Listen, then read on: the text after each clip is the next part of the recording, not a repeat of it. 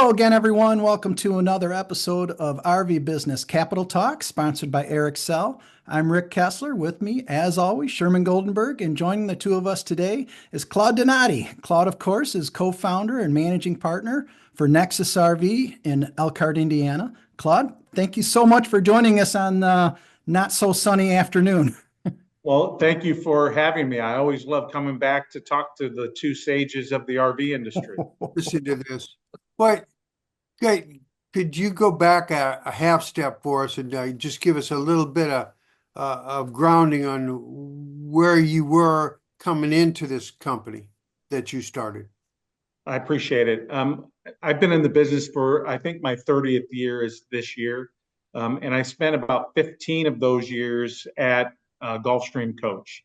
And my role there it evolved from the entry level position as a salesperson, regional sales manager, national sales manager, then a vice president of the company is what I held for the motorhome division for the last 3 or 4 years that I was at Gulfstream. And as everybody knows, in 2008, 2009, the RV industry hit the recession. The whole industry or the whole economy was frail at the time. And we tried to pivot to some shuttle buses while I was at Gulfstream, and the opportunity really didn't make a whole lot of sense to their leadership team. So we ended up, I started really considering, how do I start my own company?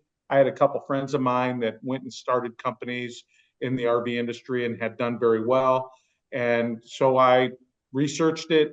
And in 2009, Dave Middleton and he was my national sales manager at Gulfstream. We ended up starting Nexus RV, and we did it as a factory direct business model, mostly due to the fact that the whole economy was in shambles and banks weren't providing dealers floor planning. Retail customers were having trouble getting financing. So that was the big start before I came to Nexus. And from day one, you were over in Napanee, Indiana? From day one, I was in Napanee. Their headquarters were centralized down in Napanee, although the production facility that I sold from was in Goshen on College Avenue. It was the Conquest Class C division. It was the only division that was outside of Napanee. Very interesting. Nexus, of course, is in Elkhart. Yes, Nexus, we are located right on the toll road in the center of Elkhart, mile from the Hall of Fame. Dealers drive by the hotels to go to the Hall of Fame during the open house. So we're out there hitchhiking, trying to get them to come in. What was the initial foundational concept of Nexus? What was the goal? Well, the first goal was to have my own company, take what I learned for 15 years, really longer than that. I spent some time learning from the Gallo Winery. So I felt like I had a lot of business acumen, and the idea was to get in the RV business as an owner. And the best way to do it was factory direct. At the time, Tesla was kind of taking off. You had Gap Jeans, you had Starbucks. There were a lot of examples of factory direct. And so it was the easiest entry into the motorhome market, which is a little more complicated because of the capital requirements with buying chassis, getting in a chassis pool. And so it allowed us to get to know the customers closely. The motorhome segment is pretty key, and we're going to talk about expanding out of that here shortly. But if you don't mind, I wanted to ask you about Dave, because only recently here, Dave announced that he was going to be stepping down. It's got to be a bittersweet moment for you, I think. Yeah, I've known Dave for 47 years. He's a couple years younger than me. We played Little League together. We went to high school together. In one form or another, he's worked for me since he started at Gulfstream 28 years ago. And so last Monday was the first time in that period where he hasn't come to work at the same place I was. So there was the bittersweet departure feelings you get. I know that we both have another act in us, a final act, so to speak. We're at an age where there's probably not too many more acts that we have, but he wanted to take some time with his family and take care of himself and just maybe consider some other opportunities. And this was an opportunity for me to reestablish what Nexus is going to do, maybe a pivot point to change the trajectory. We ended up buying his shares. We're buying his shares now. It's going to be going down here shortly. And my partners, the Lehrman family out of South Bend, Indiana, they're a large conglomerate of steel makers. They have lock, joint, and tube and steel warehouse, couple $1 billion revenue company. Family that's been around since 1947. So I don't feel like I could have a better financial partner in this in the RV industry. And now we're pivoting, and we want to take another trajectory and see what happens. Is you're about to tell us about the next step, which is one of the reasons we wound up doing this capital talk with you. Where is your base now? What's your existing strength? Well, what we have now, as you may or may not know, is we've been known for Super Cs. What makes us exclusive or unique, we build on literally every single platform of Super C chassis out there. Freightliner, International, General Motors, Ford, and we're going to continue to expand some of those offerings. Next year we'll be on the big Ford chassis. And we're finalizing exactly how that's going to look, but we expect to have that out in the spring of 2025. Another thing we did this year in our core business is we really went after the Ford cutaway traditional Class C business. We have 3 new floor plans under 25 feet, and we reduced our price down in that category. This is going to allow us to compete against Thor and Jayco and Forest River, where before we kind of dabbled in that. We weren't as aggressively priced because we were worried about every unit that we sell. Now with the expansion, we can spread some of the overhead over a lot more business units, and we got more competitive in our Class C. With our biggest customer, for example, General RV, we're up 100% in motorhome sales with that chain, and they have really committed to us, and vice versa. Where back to our premise again of this capital talk. So where do you head next? I've had a couple bites at the toy hauler and fifth wheel Apple. While I was at Gulfstream, we started a toy hauler division. The product was called the Wide Open about 10 years ago. I was part of a group that acquired the Weekend Warrior name. So we've been building toy haulers. I have in 3 different times. So we're going to start with the fifth wheel toy hauler and the residential fifth wheel. We want it to be a higher end residential unit. We're going to continue to embrace our structural integrity that we have, all steel cage construction, especially with what's happened in some of the frame issues that some of the fifth wheels are dealing with. We think we're going to have an angle that's going to help really give us a way to stand out from our competition. Sounds like these will be pretty big units then.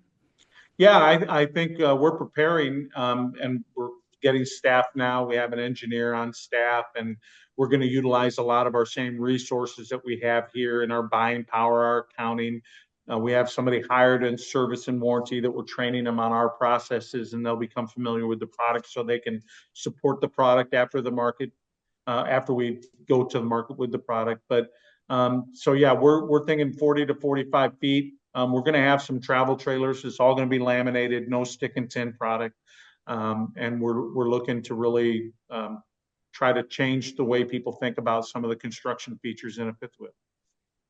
Do you have a time frame in mind? Go ahead. Yeah, I think we're going to try to deliver product May 1st through June 30th. That's the 8-week window. Right. We had a facility, which made this really easy for us to do, is we expanded in 21 to build Class Cs at one facility and Super Cs at another. When the market got tough, we consolidated those 2 products to be built here in our main facility on Reedy Drive. So we have a 85,000 square foot facility. We have 2 lamination machines. So we're invested already and able to really just turn the key over at this facility that we've had there for a year. Now we're making some adjustments because it's a different flow of product, and we have a general manager already hired, and he's making those changes daily right now to get ready for it. Nice. Sherman, you were going to ask something before I cut you off. Well, what has this meant for for your skill sets of your labor force? You're moving ahead here. Well, I think some of this is going to be a separate division of Nexus. So it's a division called the Axiom Recreational Vehicle Division, a division of Nexus. So it's going to be totally separate, separate logo, separate brand names, so separate workforce. The shared resources are kind of behind the scenes. So for example, Cindy Hathaway, our director of service, will oversee the service and parts department until we take the training wheels off and they can run on their own. And that'll probably occur in year 2 or 2026 when that division is fully matured. Nice. It reminds me of this crazy recreation vehicle business and how it's been for all these decades. And, and here comes yet another iteration of a company moving ahead, moving forward, coming off a year that wasn't all that pretty for the industry at large. It's pretty neat. Well, in my opinion, Sherm, if you look back when we started Nexus, a lot of people thought we were crazy. As you're in the middle of a recession, unemployment was 30% in Elkhart, and we started a company. I found in retrospect, it was scary at the time. It's scary for our families, but at the time, there was so much available talent that was working at Walmart that wasn't working. And in these kind of moments, we have access to a lot of really skilled people that are excited to come in on something new. And what drives companies like this, and you've seen it, you guys have reported it for a long time, is the people that are part of the team. They're the ones that handle the detailed work that make a product great. They build the product to a design that's been created. My hope and goal is to just create an environment and get some leadership in places that will allow this division to go way beyond what Nexus has done. One of the concerns or frustrations with Nexus RV is we're a Class C manufacturer, and we do build Super Cs, and we have a large range of product within that segment, but it's only 20,000 units a year, while there's 400,000 or 350,000 units that are going to be built next year. We're really only competing for a very small, narrow part of that. So this will allow us to get 86% increase in our customer possibilities, which is fun to think about for me. Claude, will this be a factory direct, or will you be going through a dealer body? We are going through a dealer body 100%. Factory direct is like the old school. That's like it's a great part of our story, and it was fun to do at the time. If there was a way we could have done it without going factory direct, we would have done that. But I think we were probably 15 years too early. It probably would make sense right now to do a factory direct with the technology of Facebook and like what we're doing right now. 15 years ago, you couldn't do that. If I was on the phone with you and you were at one of my showrooms, the phone line would break up 3 times and I had to call back. There was no picture. It was far different than what's available to us now. But no, we sell to the dealers. We're excited to embrace more dealers because now we're going to be selling towable product, where before it was like, I call you up and you don't want to buy motorhomes anymore. There's like 80 dealers total in the marketplace that do a real good job with motorhomes. This really opens up the door for us to branch out and expand our retail customers and our dealer customers.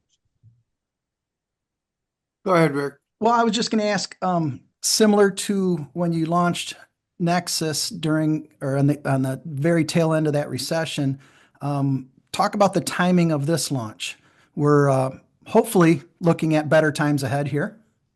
I'm of the group that feels like we've hit bottom. The trajectory is coming off the bottom. It's not going to be a rapid increase. I think it's going to be slow growth. I think the ITR is expecting somewhere between a 6.5% increase in the range.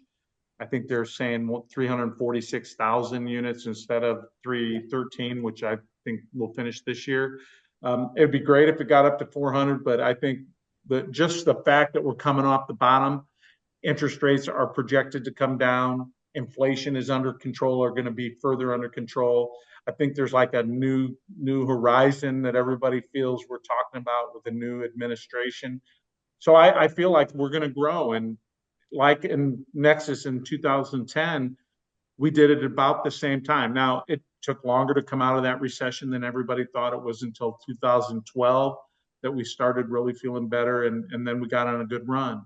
I think we're in the same boat.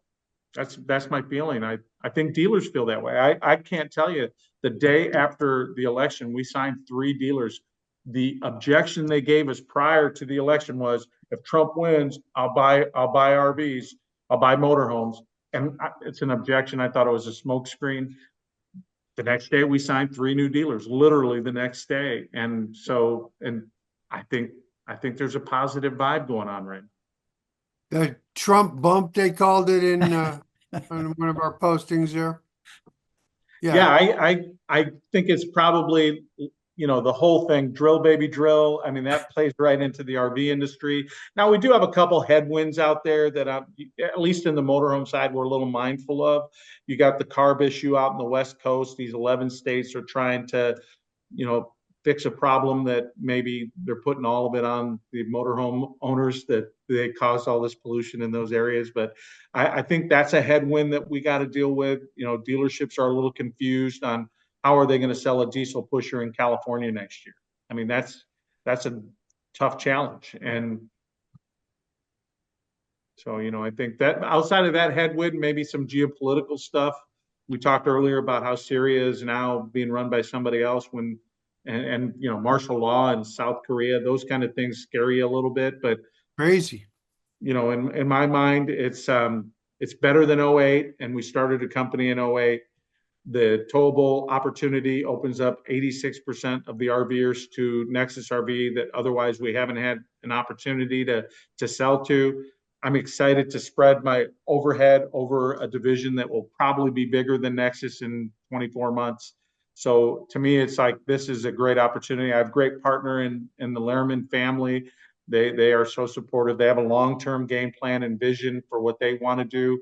It's not like we're trying to jack it up and sell it. We really want to grow this thing and be a major player in the industry. Very good. Very good. I think we did it. Rick, you got more? I'm just going to suggest that your first Axiom model be named the Goldenberg. Now you're talking. Never Well, we mind. already have a name, but I'm not going to disclose it here yet today. So it's coming, and they're interesting. Both of them are good names. Good. Good. Glad to hear it. Well, wouldn't expect anything less, though. Yeah. Thank you, man. We appreciate the heck out of you joining us. Yep. Thank you guys again for having me. I always love it.